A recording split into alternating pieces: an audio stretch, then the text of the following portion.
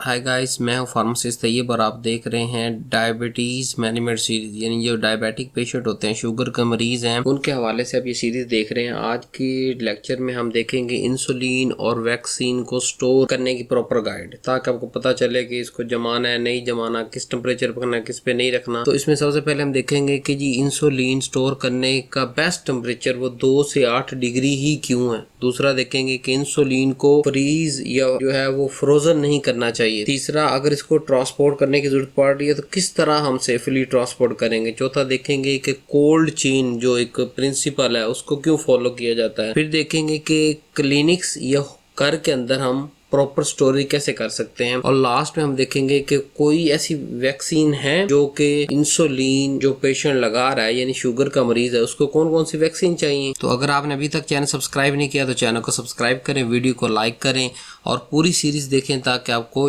आपकी sugar control रह सके और हमारा मिशन जो है वो अचीव हो सके। बगैर देरी से हम जो है वो वीडियो स्टार्ट करते हैं। पहला सवाल था हमारा, इंसुलिन को 2 से 8 डिग्री पर रखना जरूरी क्यों है। क्योंकि इंसुलिन सही स्टोर ना हो तो शुगर कभी कंट्रोल नहीं होती और 80% मरीज यही काम करते हैं कि उनकी इंसुलिन सही तरह से स्टोर नहीं होती तो उसमें कुछ ना कुछ तब्दीलियां आ जाती हैं जिसकी वजह से उसकी शुगर कंट्रोल नहीं रहती। इंसुलिन को फ्रिज के किस हिस्से में रखना चाहिए? फ्रिज के दरवाजे में नहीं, हमेशा मिडल शेल्फ यानी कि 5 बारियां हैं ना नीचे वाले खाने के अंदर, तो 2 ऊपर 2 नीचे छोड़ के दरमियान वाली 5वीं के अंदर तीसरे नंबर पे जो है शेल्फ लगी उसके अंदर रखना चाहिए। क्योंकि फ्रिज के बिल्कुल दरमियान में जो है ना वो टेम्परेचर स्टेबल रहता है, ना इतनी जल्दी बढ़ता है ना इतनी जल्दी कम होता है। अब हमारे ज़हन में सवाल आता है कि 2 से 8 डिग्री ही पे क्यों? क्योंकि इंसुलिन एक प्रोटीन है, ज्यादा गर्मी या ज्यादा ठंडे जो टेम्परेचर होता है उस पे ये खराब हो जाती है। यानी खराब होने का मतलब ये अपना काम नहीं करती, यानी कि आपने शुगर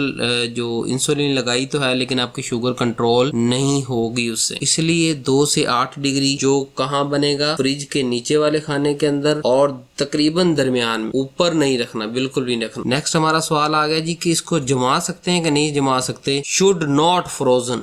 क्यों जी? अगर इंसुलिन फ्रीज हो जाए तो उसकी ताकत 0 हो जाती है, लेकिन बहुत से पेशेंट को ये बात पता ही नहीं है जी। क्योंकि इंसुलिन एक प्रोटीन है और फ्रीज होने पे प्रोटीन का स्ट्रक्चर टूट जाता है, जैसे इंसुलिन काम करना बंद कर देती है। तो अगर आपने फ्रोजन इंसुलिन लगाई है तो उसका मतलब ये है कि आपकी बॉडी पे उसका कोई इफेक्ट प्रोड्यूस नहीं होगा। जब इफेक्ट प्रोड्यूस नहीं होगा तो शुगर आपकी हाई की हाई रहेगी। अब हमारे ज़हन में आता है कि ऊपर वाले खाने में हमने क्यों नहीं रखना? क्योंकि जो फ्रीजर है ना, ऊपर वाले खाने के फ्रिज को हम कहते हैं फ्रीजर। फ्रीजर का टेम्परेचर -10 होता है, तो -10 पे इंसुलिन तो क्रिस्टल फॉर्म में बन जाती है। तो जैसी इंसुलिन क्रिस्टल फॉर्म में बनेगी, एक तो वो डोज भी पूरी नहीं आएगी, डोज एडजस्टमेंट इशू आ जाएगा। दूसरा जो है वो खराब हो जाएगी, प्रोटीन टूट जाएगी। ज्यादा गर्मी भी नहीं इंसुलिन के लिए सही और ज्यादा ठंडक भी इंसुलिन के लिए सही नहीं है। सो इसे हमेशा आपने मिडल शेल्फ ऑफ फ्रिज के अंदर 2 से 8 डिग्री पे ही रखना है। अगला सवाल है हमारे ज़हन के अंदर कि इसको ट्रांसपोर्ट कैसे करना है। अगर हमने जो है वो ट्रांसपोर्ट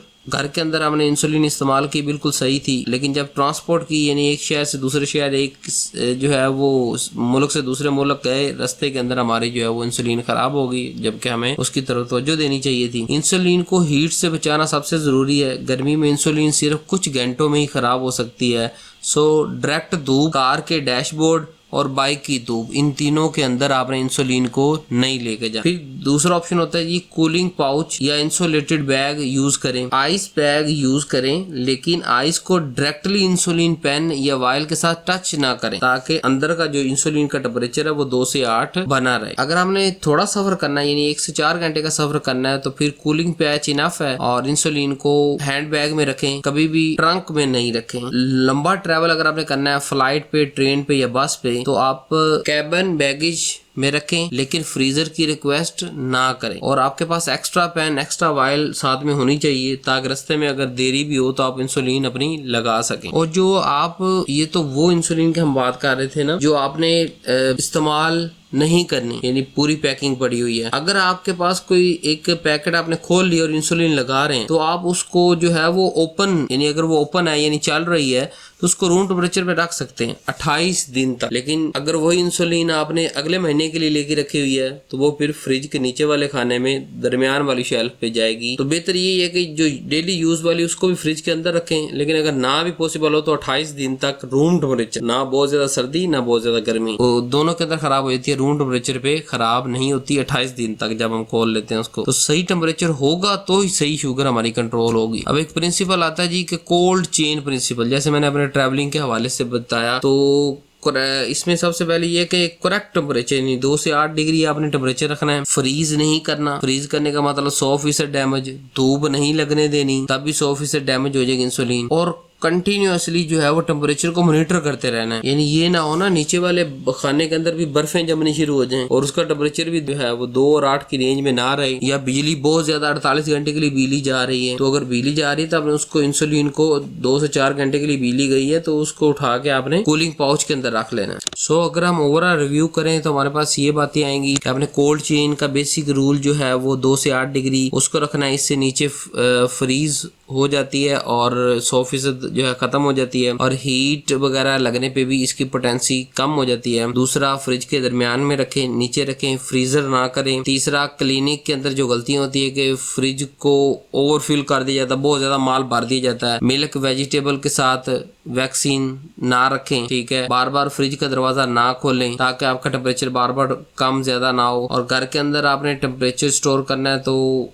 अगर चाइल्ड वैक्सीन वाइल घर ली हुई है तो कूलिंग पाउच के अंदर डाल के रखें, आइस बैग के अंदर, लेकिन आइस के साथ डायरेक्ट टच नहीं होनी चाहिए, बैग के अंदर होनी चाहिए। और बिजली चली जाए तो इमीडिएटली उसे कूलिंग बैग में रखें। अब वीडियो के लास्ट में हम बात करते हैं कि क्या शुगर के मरीजों को वैक्सीन की जरूरत होती है, यानी इंसुलिन के अलावा कोई और वैक्सीन भी चाहिए होती है। थोड़ा सा टच करते हैं, अगली वीडियो में उसको कंप्लीट डिटेल से देखेंगे। अगर आप शुगर के मरीज हैं 1 साल 2 साल 3 साल से, या आपके अंदर डायग्नोज भी हो चुकी है चाहे 1 महीना है, तो आप इस बात को नजरअंदाज मत कीजिएगा, वीडियो की इस पार्ट को लाजमी सुनिएगा। अगर आप डायबिटिक हैं तो सिर्फ शुगर कंट्रोल करना काफी नहीं, वैक्सीन लेना भी जरूरी है। क्यों? आपके अंदर शुगर की वजह से इम्यूनिटी बहुत कमजोर होती है नॉर्मल पर्सन के हवाले से, इसलिए शुगर के मरीज के अंदर 2 से 3% ज्यादा चांस होते हैं कि उसको इन्फेक्शन हो सके। जब 2 से 3% ज्यादा चांस है कि उसको इन्फेक्शन हो सके, जो आम बीमारियां मौसमी हो या वायरल अटैक या बैक्टीरियल अटैक, तो उस